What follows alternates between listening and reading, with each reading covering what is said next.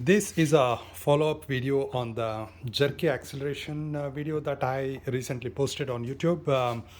What I've also recently come to know, I got a error code, and I noticed some rough acceleration again. And this time, luckily, the there was an error code that the car popped up, and it basically led and that error code mapped to a misfire in cylinder number 1.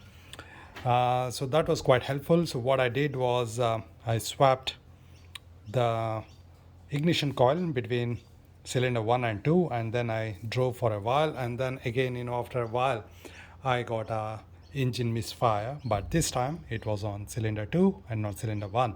So looks like I've got a weak ignition coil.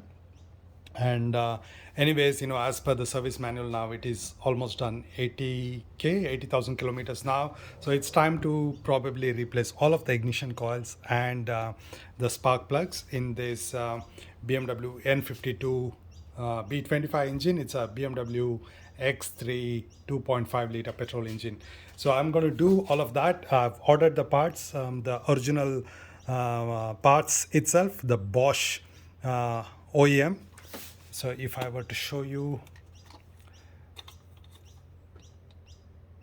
I don't know if this guy can focus on the part number. Yeah, there you have it. Upside down, but you get the idea. Anyway, so that's pretty much is what I've ordered 6 of these, plus the spark plug as well, deep inside. As you can see, I think it's fairly clean. I don't see any oil or anything like that, but yeah, that's the thing that I'm gonna do. It needs 16 mm socket and wrench, flexible head wrench or some sorts. So that's what I'm gonna do. And here is another quick tip that I wanted to show. Some people struggle to take out the ignition coil and other things. The best way to put it in or take it out is not to wiggle it around or anything. So this is the way I put it in. You just press it down till it touches the bottom. That's it. And then you push this in, and don't push the tab down. Rather, I would suggest go all the way so that the tab pushes this thing, and once it comes to this position, then push it down. And taking it out is also very simple. So push it out, and when you're doing it for the first time, it might be very hard, so don't give it a twist or a wiggle around.